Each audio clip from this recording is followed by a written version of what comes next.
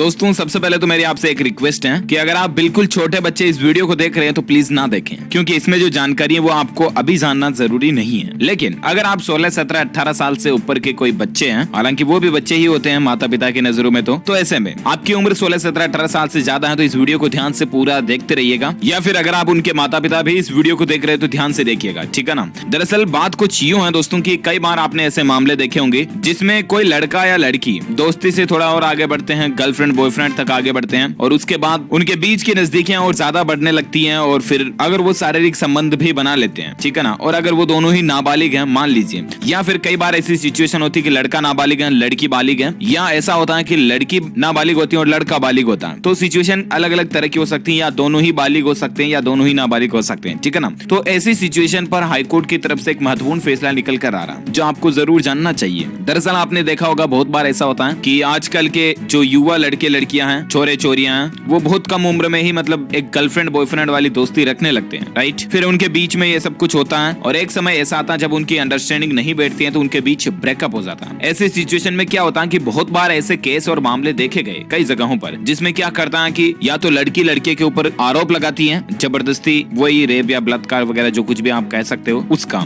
या लड़का तो क्या लगाए मतलब लड़कियां ही लगाती हैं ज्यादातर केस में। अब ऐसे सिचुएशन में होता कुछ यूं है ना कि इतने दिन तो वो गर्लफ्रेंड बॉयफ्रेंड थे, सब कुछ एक दूसरे की सहमति से हो रहा था, लेकिन जैसे ब्रेकअप हुआ अब लड़का तो बेचारा फंस गया ना। तो ऐसे ही एक मामले पर हाईकोर्ट ने बड़ा फैसला दिया, वो भी मैं आपको बताऊंगा आखिर इसके बीच हाईकोर्ट का फैसला क्या है, क्योंकि दोस्तों बहुत बार ऐसे फैसले होते हैं ना आगे जाने वाले मामलों में उदाहरण के रूप में भी पेश किए जाते हैं और उन पर आगे उच्च न्यायालय, सुप्रीम कोर्ट वगैरह ये भी अगर कोई फैसला देती है तो उससे पहले दिए गए फैसलों पर भी संज्ञान लिया जाता है और इसलिए ये चीजें जानना पब्लिक के लिए महत्वपूर्ण हो जाता है। अच्छा, एक और अपडेट यहाँ पर ये निकल कर आ रहा कि अगर मान लीजिए किसी की शादी हो चुकी है, ठीक है ना, और शादी करने के बाद अगर पति किसी दूसरी महिला के साथ नाजायज संबंध रखता है तो इस पर भी एक बड़ा अपडेट आ रहा, वो भी मैं आपको बताऊंगा। उसमें हाईकोर्ट का क्या कहना है, क्या वो गलत है या सही है, या ऐसा करने पर अपराध की श्रेणी में गिना जाएगा, उसको सजा हो सकती है कितनी, क्या कुछ जो कोई भी अपडेट है मैं आपको बताता हूँ पूरी बड़ी खबर विस्तार से। अच्छा, इसके अलावा और एक चीज अपन ये जानेंगे कि मान लीजिए आप सोशल मीडिया पर फेसबुक, व्हाट्सएप, इंस्टाग्राम, ट्विटर वगैरह पर किसी लड़की से चैट करते हो या फ्रेंड रिक्वेस्ट भेजते हो, ठीक है ना, तो भी लड़की क्या आप पर आरोप लगा सकती है ऐसा कि जबरदस्ती आप उसके साथ मतलब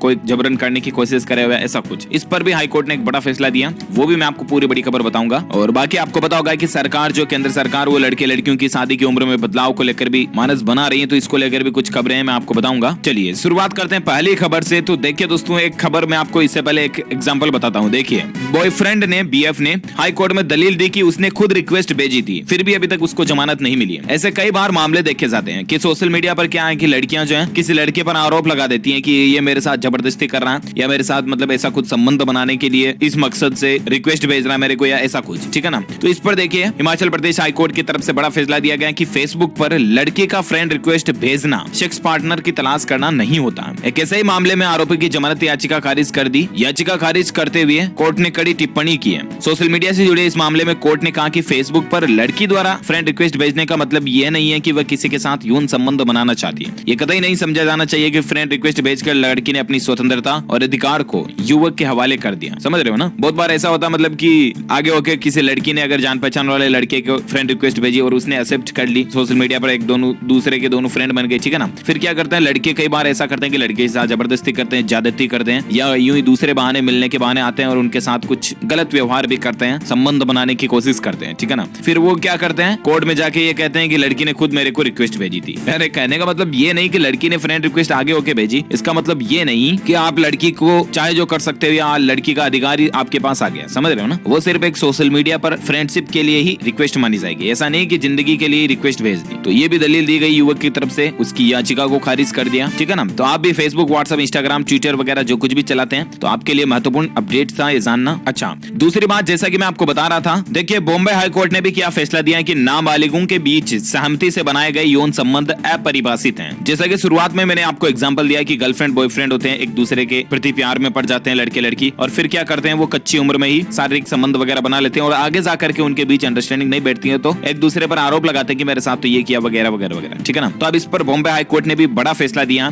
बॉम्बे हाई कोर्ट का एक केस की सुनवाई के दौरान ये फैसला आया। देखिए जरा कि बॉम्बे हाई कोर्ट ने पोक्सो एक्ट के दोषी ठहराए गए 19 वर्ष के एक युवक को जमानत दी और सजा को भी सस्पेंड कर दिया। इस युवक पर सितंबर 2017 में अपनी 15 साल की कजिन से रेप करने का आरोप था। अपने आदेश में जस्टिस संदीप के सिंधे ने उल्लेख किया कि नाबालिगों के बीच सहमति से बनाए गए यौन संबंध लीगल ग्रे एरिया यानी अपरिभाषित रहे हैं। कहने का मतलब कि सहमति से बनाए गए यौन संबंध को अभी तक ना तो अपराध में गिना जा रहा, ना ही ऐसा है कि सहमति से हर कोई बना सकते हैं, समझ रहे हो ना। मतलब इसकी ना तो इजाजत है ना ही कोई अपराध है, अभी तक ये अनडिफाइन है, अपरिभाषित जिसे कहते हैं ना वो, क्योंकि नाबालिग की दी गई सहमति को भी वैध नहीं माना जा सकता। ऐसा नहीं कि लड़की हाँ कर रही है इसका मतलब वो शुरू कर दो बस। कहने का मतलब है कि अनडिफाइन है ये चीज, अपरिभाषित है ना। देखिए मामला ये था दोस्तों कि एक लड़के ने एक कजिन के साथ जो कुछ भी किया, उसमें कजिन का पहला तो बयान ये था, पहले तो मतलब शुरुआत में तो कि कजिन ने कहा कि हाँ मेरी भी सहमति थी, दोनों के बीच जो कुछ भी हुआ उसमें वो कजिन लड़की की भी सहमति थी, तभी उस लड़के ने जो कुछ भी किया। हालांकि अभी उसकी उम्र 19 साल भले हो चुके, लेकिन जब मामला केस बना ना तब उसकी उम्र 17 साल ही थी, तो दोनों ही नाबालिग थे। तो उस पर भी युवक की जो सजा है उसको खारिज कर दिया हाई कोर्ट ने, ठीक है ना। और बाकी कई बार कोर्ट के ऐसे फैसले भी देखे जाते हैं जिसमें कहने का मतलब कि दोनों अगर बालिग हैं और दोनों सहमति से एक दूसरे के साथ रिलेशनशिप में रहते हैं तो संबंध वगैरह बना सकते हैं। मतलब ऐसा लिव इन रिलेशनशिप जैसा जो मसला आता है ना, उस पर कई बार हाई कोर्ट के फैसले जो आते हैं वो ये बात। लेकिन अगर पति यानी कि लोग जो हैं वो शादीशुदा हैं और किसी लड़की के साथ लिव इन रिलेशनशिप में रह रहा और उसके साथ संबंध बनाता है तो ये बिल्कुल धोखेबाजी या फ्रॉड माना जाएगा। देखिए ऐसी ही एक बड़ी खबर आप देख सकते हैं, इलाहाबाद हाई कोर्ट का महत्वपूर्ण फैसला निकल कर आ रहा है कि शादीशुदा होकर लिव इन में रहना अपराध है। ये बिल्कुल कानूनन अपराध है। लिव इन रिलेशनशिप पर हाई कोर्ट का महत्वपूर्ण फैसला है कि शादीशुदा व्यक्ति दूसरे के साथ संबंध नहीं बना सकता, ये अपराध माना जाएगा। इलाहाबाद हाई कोर्ट ने लिव इन रिलेशनशिप को लेकर महत्वपूर्ण फैसला सुनाया। हाई कोर्ट ने कहा कि शादीशुदा महिला दूसरे पुरुष के साथ पति पत्नी की तरह रहती है तो इसे लिव इन रिलेशनशिप नहीं माना जा सकता, बल्कि किसी अन्य पुरुष अथवा स्त्री के साथ रहने पर वह शादीशुदा भारतीय दंड संहिता की धारा 494 और 495 के अंतर्गत अपराधी है। इलाहाबाद हाई कोर्ट ने कहा कि परमादेश विधिक अधिकारों को लागू करने या संरक्षण देने के लिए जारी किया जा सकता है, किसी अपराधी को संरक्षण देने के लिए नहीं। यदि अपराधी को सुरक्षा देने का आदेश दिया गया है तो यह अपराध को संरक्षण देना होगा और कानून के खिलाफ कोर्ट अपनी अंतर्निहित शक्तियों का प्रयोग भी नहीं कर सकता। तो कहने का मतलब ये है कि कोई पुरुष जब तक दूसरी महिला के साथ संबंध वगैरह या लिव इन रिलेशनशिप में नहीं रह सकता, जब तक कि उसकी पहले वाली पत्नी या उन दोनों के बीच तलाक नहीं हो जाए या उन दोनों का फैसला नहीं हो जाए, तब तक वो पति दूसरे महिला के साथ ऐसा कुछ संबंध वगैरह नहीं बना सकता। क्योंकि ऐसा ही एक मामला था शादीशुदा पुरुष का जिसने कोर्ट में याचिका लगाई कि वो दोनों लिव इन रिलेशनशिप में रह रहे हैं, उन्हें परिवार वालों से सुरक्षा प्रदान की जाए वगैरह वगैरह। तो कोर्ट ने कहा कि ये लिव इन रिलेशनशिप नहीं है वरन दुष्कर्म का अपराध है, इसके लिए पुरुष अपराधी है। कोर्ट ने कहा कि शादीशुदा महिला के साथ धर्मा परिवर्तन करके लिव इन रिलेशनशिप में रहना भी अपराध है, इसके लिए अवैध संबंध बनाने वाला पुरुष भी अपराधी है और ऐसे संबंध वैधानिक नहीं माने जा सकते हैं, यानी कि ऐसे संबंध कोई भी लीगल या कानूनी नहीं है, ठीक है ना। कोर्ट ने कहा कि जो कानूनी तौर पर विवाह नहीं कर सकते हैं उनका लिव इन रिलेशनशिप में रहना, एक से अधिक पति या पत्नी के साथ संबंध रखना भी अपराध है। तो ये भी हाई कोर्ट की तरफ से एक महत्वपूर्ण फैसला आ रहा। और बाकी दोस्तों लड़कियों की शादी की उम्र में बदलाव को लेकर भी आपको पता होगा सरकार कई दिनों से कोशिश कर रही है और बीते दिनों प्रधानमंत्री नरेंद्र मोदी ने एक बार फिर बेटियों की शादी की न्यूनतम आयु को दोबारा तय करने पर भी बात कही थी। इससे पूर्व उन्होंने लाल किले से दिए गए भाषण में भी इस संबंध में अपना वक्तव्य दिया था। दरअसल इस सोच के पीछे कुछ महत्वपूर्ण कारणों की भूमिका भी रही है। केंद्र सरकार का यह मानना है कि कम आयु में विवाह बेटियों के आत्मसम्मान पर अप्रत्यक्ष रूप से आघात पहुंचाता। आपको पता है पहले तो विवाह की आयु सिर्फ 14 साल ही थी, उसके बाद 18 साल हुई लड़कियों की विवाह की आयु की बात कर रहा हूँ मैं। देखिए वो भी कब बदली थी, इस एक्ट ने बदल दी थी शादी की उम्र। लड़की की शादी का 14 से 18 साल का प्रावधान कब हुआ, तो देखिए जरा कि अगर इतिहास में हम झांकेंगे तो पाएंगे कि हमारे देश में शादी विवाह को लेकर बहुत सारी कुप्रथाएं रही थी। पहले तो आपको पता होगा बाल विवाह वगैरह भी हो जाते थे, मतलब छोटे छोटे बिल्कुल नन्हे नन्हे बच्चों को पकड़ के ही शादी करा देते थे, चूहे की शादी कराते वैसे। तो कहने का मतलब पहले क्या है कि लड़कियों की शादी की उम्र फिर शुरुआत में 12 साल तय हुई, उसके बाद फिर 14 साल किया। सन 1891 में ब्रिटिश सरकार ने एक अध्यादेश निकाला था, कानून निकाला था। इसमें शारीरिक संबंध बनाने के लिए लड़कियों की सहमति की उम्र जो है वो 12 साल की थी। फिर 1929 में चाइल्ड मैरिज रिस्ट्रेंट एक्ट आया और उसमें इसे शारदा एक्ट भी कहा गया, क्योंकि 1927 में इसे राय साहिब हर बिलास शारदा ने इंट्रोड्यूस किया था। और एक्ट में पहले लड़की की शादी के लिए न्यूनतम उम्र 14 साल जो है रखी गई और लड़कों के लिए 18 साल थी। 1 अप्रैल 1930 को यह कानून पूरे ब्रिटिश भारत में लागू हुआ था, ठीक है ना। फिर साल 2006 में शारदा एक्ट बदला गया। फिर सरकार ने लड़की की उम्र को 14 साल से बढ़ाकर 18 साल कर दिया और लड़के की उम्र जो 18 थी पहले उसको बढ़ाकर 21 साल कर दिया। 2006 में भारत सरकार ने शारदा एक्ट को रिप्लेस किया था और तब से 2006 के बाद से बाल विवाह निषेध अधिनियम 2006 नए नाम से पारित हुआ और उसके बाद से लड़के की उम्र 21 है अभी और लड़की की उम्र 18 है, राइट। अब क्या है कि सरकार ये मानस बना रही है कि इस उम्र को भी थोड़ा बहुत और बदलाव किया जाए, बढ़ाया जाए, क्योंकि अभी भी लड़कियों की उम्र जो मतलब 18 साल में लड़की जो है वो बिल्कुल कंप्लीट मैच्योर नहीं होती है, ऐसा माना जाता है। या जो कुछ भी हो, ना तो लड़की अपनी पढ़ाई कंप्लीट कर पाती है ना ही ऐसा कुछ, और पहले ही शादी हो जाने से उनके ऊपर जिम्मेदारियां अलग से आ जाती हैं वगैरह वगैरह, है ना। तो अब इसमें सरकार इसको और बढ़ाने की प्लानिंग प्लानिंग कर रही है। तो देखते हैं आगे गवर्नमेंट इस पर क्या नया बदलाव लाती है, नया एक्ट, नया कानून जब भी पारित होगा, जो भी कोई अपडेट आएगा मैं आपको बताऊंगा जरूर DLS न्यूज के ऊपर। वैसे मैं आपकी राय भी मांगना चाहता हूं दोस्तों, आप मुझे इस वीडियो के नीचे कमेंट करके बताओ कि